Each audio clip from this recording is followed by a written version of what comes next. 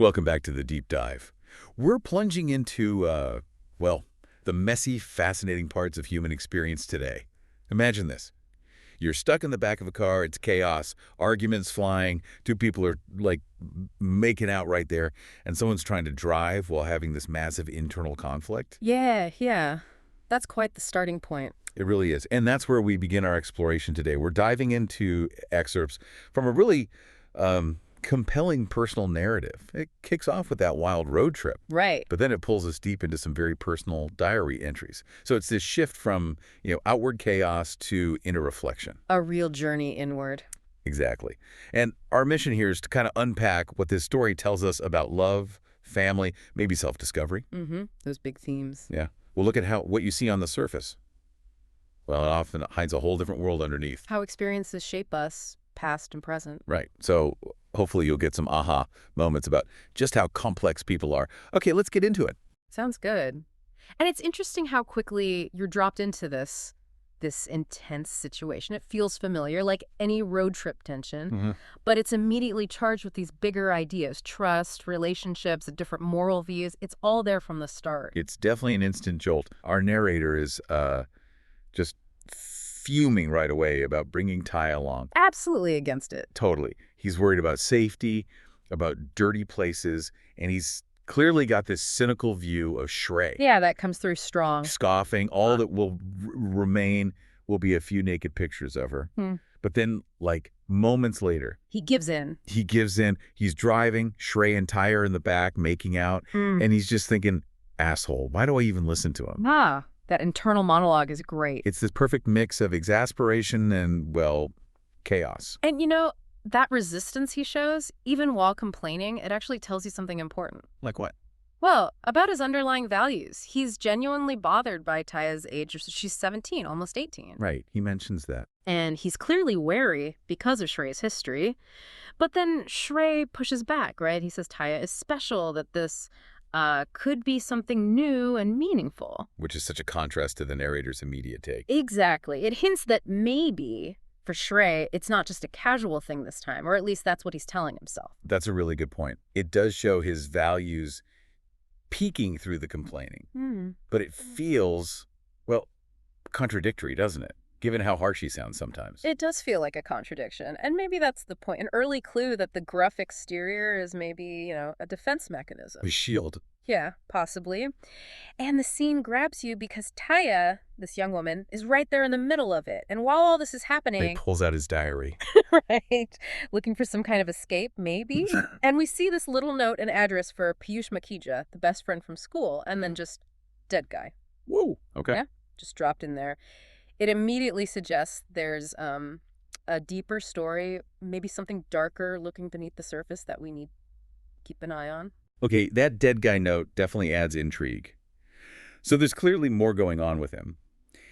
He starts off so irritated by Tiya. But then his view seems to shift, doesn't it?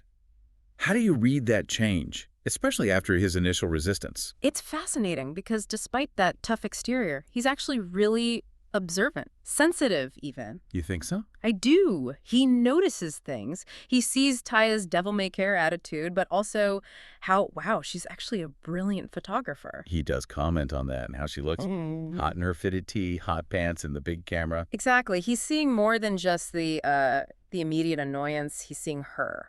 So he goes from wanting her gone to, well, actually admitting he likes her. Right. And then there's that weird banter, Tiya calling him daddy, and Shrey jumping in with, I thought I was your daddy. Yeah, that was surprising. Almost flirtatious. It breaks through his grumpiness for a second, and he literally thinks, I kind of like this girl. It's like maybe he's projecting something, his own past, or maybe just a deeper concern for her that even he doesn't quite get yet. Projecting. Interesting. Yeah, that observational side, that sensitivity, it's a key part of him, I think. We'll see it again. It's an early hint that there's a lot more vulnerability under the surface than you'd first guess. So he's watching Tiya and maybe seeing echoes. Echoes, exactly. Echoes of something he knows well, maybe something difficult, even if it wasn't his direct experience. Echoes of the past. Okay, that's a perfect transition because things get really intense when Avantika shows up. Oh, yeah. The girlfriend. His girlfriend, Avantika. She makes this totally unexpected entrance in Haridwar. He missed her calls. She'd set up this whole romantic scene, candles, hot tub, the works. Total surprise for him. Complete surprise. But then, almost immediately, the narrator dives into this really deep reflection about Avantika's past. And it's heavy stuff. It really is. And this is huge for understanding both of them. We learned Avantika went through this incredibly dark time, serious drug addiction. He listed all hash, cocaine, heroin, syringes. Yeah, white powders and these awful relationships with junkies, boyfriends who just used her, tattoos from that delirious, foolish period, just a really rough time. But she turned it around, right? Joined this Spirit of Living program. She did. She transformed herself. It's an amazing recovery story. And you feel his love for her, his concern, but also this lingering pain. He asks, why didn't anyone see what she was going through and pull her out of it? That question hangs heavy, doesn't it? And it makes you think how her past shapes his view now. Especially towards someone like Tiya. Exactly. The connection is explicit. He flat out says he's afraid for Tiya because Avantika survived her reckless phase, but not everyone is as fortunate. Wow. He even calls Tiya a photocopy of the old Avantika, just less pretty, which is harsh maybe, but it shows how directly he's mapping Avantika's experience onto Tiya. So his protectiveness, his worry, it comes from a very real, very personal place. Absolutely. It's rooted in Avantika's survival and his fear that Tiya might not be so lucky. It adds this whole layer of responsibility he feels. Okay, so we have the chaos, the shifting views, Avantika's backstory casting this shadow. It makes the contrast with his diary entries even more striking. Right, the ones from November 2010. Yeah, suddenly we get this completely different perspective. He writes very firmly, what good is intimacy if you don't love the person you are intimate with? That line really stands out, especially after seeing the casual stuff happening in the car. Totally. It's like, who is this guy? Well, this is where we get into his core philosophy, isn't it? His personal take on relationships. He seems to have really strong ideas. He does. He actually rejects labels like boyfriend and girlfriend, calls them polluted and often abused, even frivolous. Frivolous. Wow. What does he prefer? He talks about a soulmate. The idea that real love for him is meant for life. Anything less, it just doesn't count in the same way. Which is the total opposite of Shrey and Tiya in the car. Polar opposites. And he even says something pretty radical, that a long conversation can be better, superior to a kiss.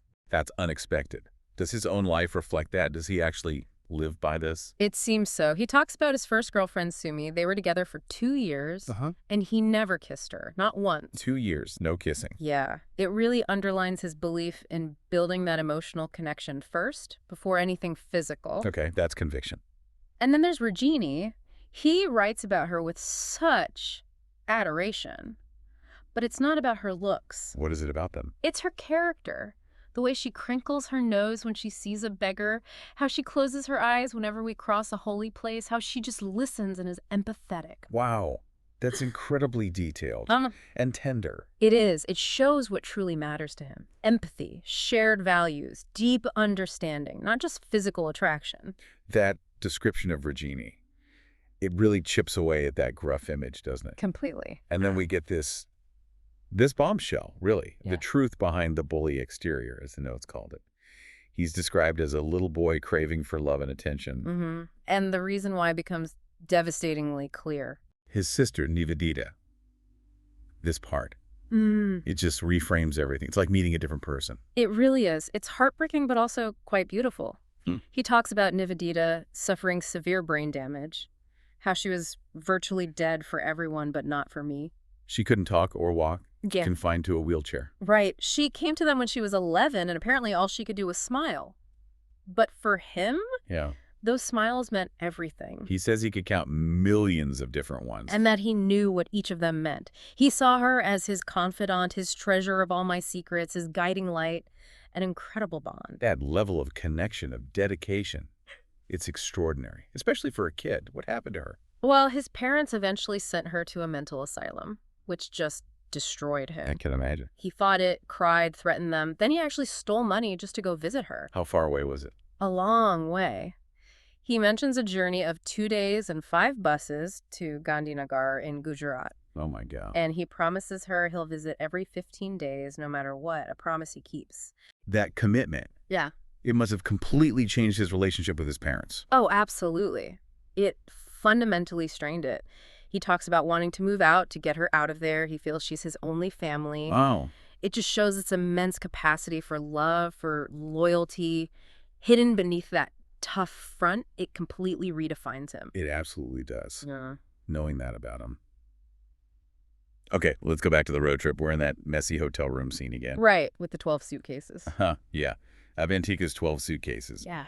And you've got a very drunk Shrey and Tiya stumbling around. And Tiya really lays into Avantika. She does, slurring, mocking her.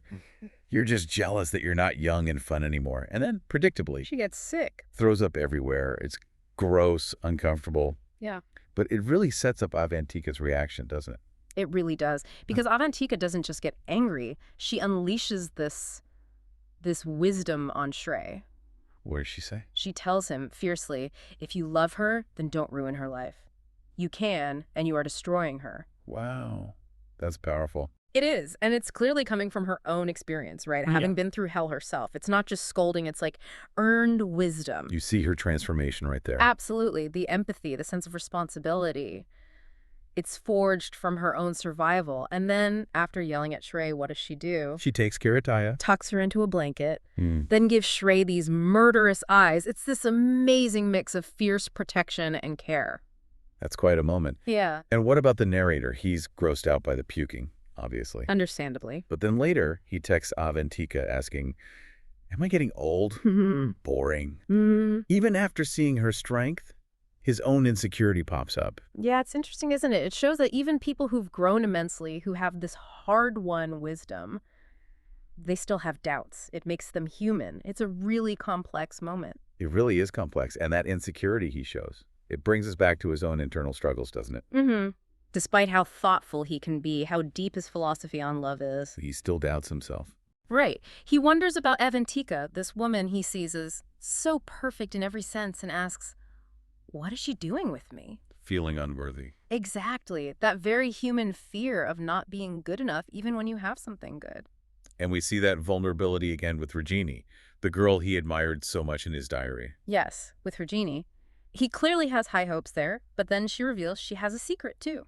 Something serious she's afraid to tell him. Yeah, she's terrified he'll judge her and leave her. It's this real moment of testing their connection. Will his ideals hold up? How does he react? Beautifully, actually. It seems sharing his own deep truth about Nivedita created this space of trust. Regini becomes someone he can be truly vulnerable with. So he doesn't judge her. No. He gives her this simple, profound reassurance. He says, the only thing that can make me leave her is she herself. Wow. Yeah. It perfectly captures his philosophy, right? That true connection means accepting the whole person, secrets and all, not just the easy parts. It's about authenticity, trust. Exactly. It's a powerful statement about what real intimacy looks like for him. So there we have it. We've journeyed through this narrator's world. Quite a ride, wasn't it? Definitely. From that chaotic road trip surface, right down into these incredible depths of love, loyalty, hidden pain, and self-discovery. A world where, yeah, appearances are definitely deceiving. That gruff exterior hides so much vulnerability, so much devotion. So the question for you, listening, is maybe. How often do we do that? Judge people based on the surface. Based on their actions, their relationships, how they seem. And completely miss the complex, caring, maybe wounded person underneath. What hidden stories, what deep commitments might people around you be carrying that could totally change how you see them? And maybe turn it inward, too. What parts of yourself do you keep hidden? And who are the people in your life who truly see you? The real you. Something to think about. Until our next deep dive.